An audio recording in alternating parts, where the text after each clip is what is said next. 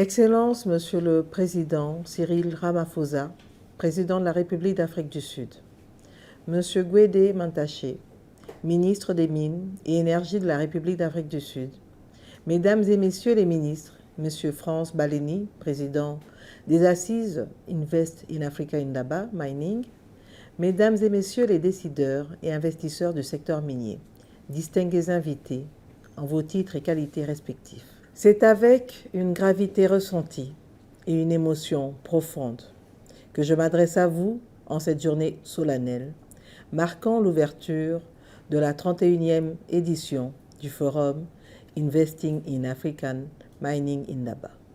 Au nom de son Excellence, Monsieur le Président de la République démocratique du Congo, Félix Antoine Tshisekedi Tshilombo.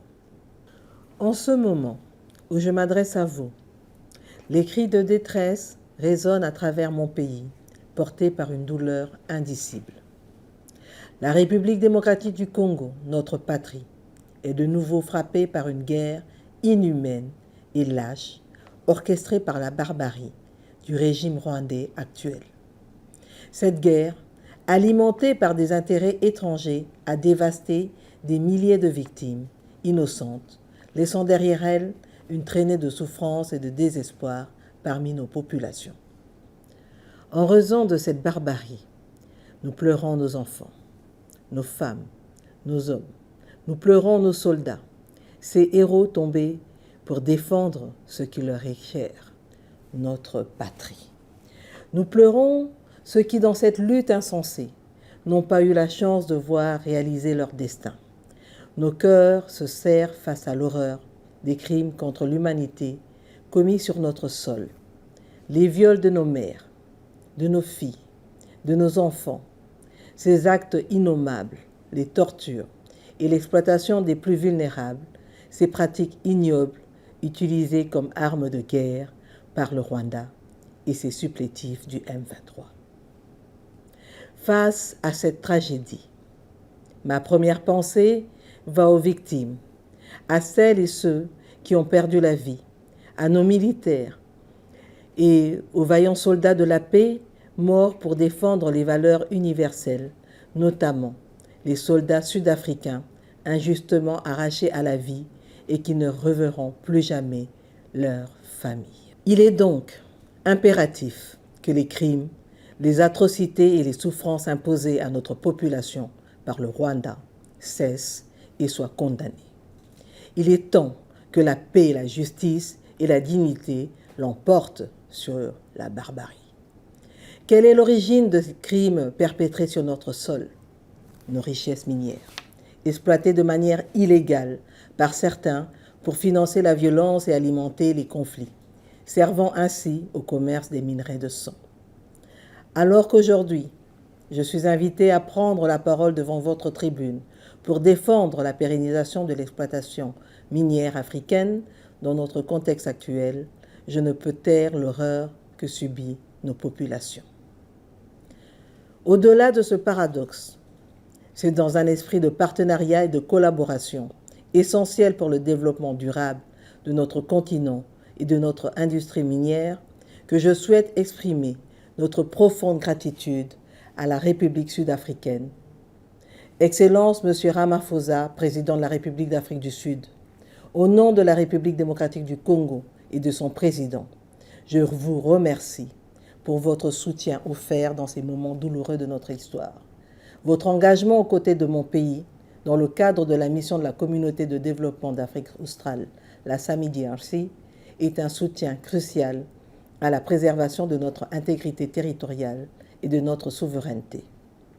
Je remercie également tous les chefs d'État et de gouvernement qui soutiennent mon pays dans cette démarche salutaire pour un développement économique et social de la région, en particulier, et de l'Afrique en général. Je me dois également de remercier les organisateurs qui, à travers cet événement d'envergure, font depuis 31 ans la promotion avec responsabilité du secteur minier africain, pilier fondamental du développement économique de notre continent. Je suis convaincu que ce dialogue nous aidera à mieux comprendre les enjeux et à clarifier nos responsabilités communes. Il nous offrira l'opportunité d'identifier les leviers nécessaires pour transformer nos économies et repenser l'exploitation minière afin de garantir un avenir prospère, durable et inclusif pour les populations africaines. Aujourd'hui, plus que jamais, nous avons besoin de votre engagement, de votre collaboration et de votre détermination pour relever les défis de mon pays, celui de faire face à ce qu'il s'impose à nous en tant que grand contributeur minier mondial. Mesdames et messieurs, cette 31e édition du Forum Indaba Mining se tient dans un contexte particulier pour mon pays, dans la mesure où elle démontre la pertinence de l'engagement pris par son Excellence M. Félix-Antoine Tshisekedi Tshilombo, président de la République chef de l'État, à rechercher la paix dans la sous-région des Grands Lacs. Il en est de même de la lutte contre le pillage des ressources minérales à l'est de mon pays. En lien avec l'objectif de ces assises, il est essentiel de souligner que la République démocratique du Congo, grâce à sa position géographique privilégiée au cœur de l'Afrique et à ses ressources naturelles uniques, occupe une place géostratégique qui incarne une véritable espérance pour la planète entière. Non seulement cette position est cruciale pour la transition énergétique mondiale, mais elle est également déterminante pour la protection de l'environnement. Le pays aspire ainsi légitimement à contribuer à une transition énergétique juste en s'appuyant sur ses abondantes ressources en minerais stratégiques. Comme vous le savez, en plus de ces vastes forêts, la République démocratique du Congo se distingue comme le premier producteur africain de cuivre, se classant parmi les 5 premiers au niveau mondial. Elle est le premier producteur mondial de cobalt, détenant 60% des réserves mondiales. En ce qui concerne le lithium, le pays possède 44,6 millions de tonnes de réserves identifiées. Elle est notamment riche en manganèse, nickel, uranium, phosphate, tantale, terres rares et tant d'autres, tous des minerais essentiels à la transition énergétique et des technologies de pointe. À cela s'ajoute l'un des plus grands barrages hydroélectriques au monde, le barrage d'Inga, qui produit une énergie propre. La transition mondiale vers les énergies renouvelables représente une occasion unique pour la République démocratique du Congo. En accord avec la vision prônée par le président de la République, son Excellence M. Félix-Antoine Tshisekedi, la République démocratique du Congo s'engage à accroître la production de ces minerais tout en maximisant les revenus qu'ils génèrent. Mon pays a pris l'option de transformer ces ressources localement afin de contrôler une partie de la chaîne de valeur des batteries et véhicules électriques et ainsi de stimuler le développement régional. Pour nous, cela constitue l'essence d'une transition juste qui bénéficie à la fois au pays et à la planète. Dans cette même optique, le gouvernement de la République démocratique du Congo exprime le souhait que les ressources minérales du pays soient exploitées par des investisseurs dans des conditions optimales, tout en préservant les intérêts des communautés directement impactées.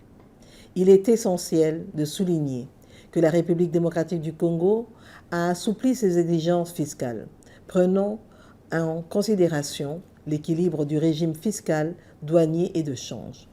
Cette réforme s'inscrit dans le cadre d'un partenariat entre l'État et les opérateurs miniers visant à créer un climat des affaires favorable et durable afin d'encourager une exploitation minière saine et attrayante pour les investisseurs.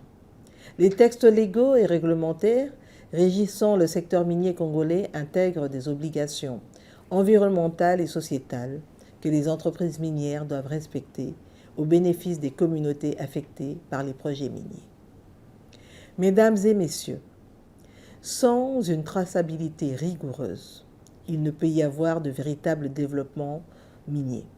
La traçabilité des minerais n'est pas une option, mais un impératif tant moral que stratégique. Chaque gramme extrait doit pouvoir être suivi, contrôlé et certifié. Cela est crucial pour s'assurer que les minerais ne soient pas utilisés pour soutenir des atrocités liées aux conflits armés. À cet égard, Je souhaite attirer votre attention sur les enjeux de la traçabilité et de la certification des minerais dans le monde et plus particulièrement ceux en provenance de l'Est de la République démocratique du Congo. Face à ces enjeux, mon gouvernement, en relayant les préoccupations de son Excellence Monsieur le Président de la République, dénonce l'inertie de la communauté internationale et de l'Union africaine. Cette passivité face aux violations des principes fondamentaux de la Charte des Nations Unies et à l'exploitation illégale des ressources minières de la République démocratique du Congo par le Rwanda alimente les tensions dans la sous-région. Le silence et l'inaction face à ces agissements constituent une offense à la République démocratique du Congo et une complicité inacceptable.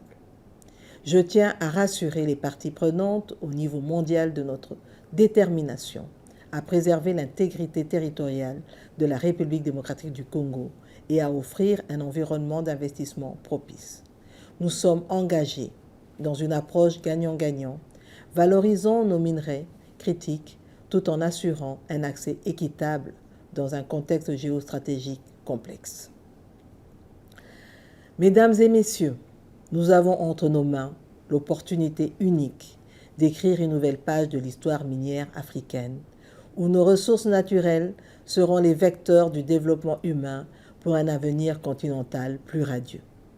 Mon pays est prêt à relever ce défi avec une ambition renouvelée de faire de son secteur minier le levier du développement socio-économique de l'Afrique entière et, comme déjà évoqué, en nouant des partenariats solides et en assurant une collaboration régionale et internationale gagnant-gagnant au profit de tous.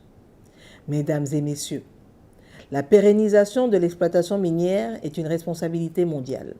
À cet effet, je lance aujourd'hui un appel à tous les gouvernements africains, au secteur privé, aux organisations de la société civile et à nos communautés locales pour que nous agissions ensemble de manière constructive afin d'assurer une exploitation responsable au profit de nos populations, de nos économies.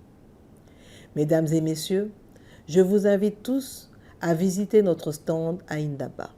Chers investisseurs, je vous convie également à partager un petit déjeuner au DRC Breakfast qui aura lieu ce mercredi 5 février. Je vous convie ainsi à découvrir la République démocratique du Congo pour explorer et saisir les nombreuses opportunités qui s'offrent à vous.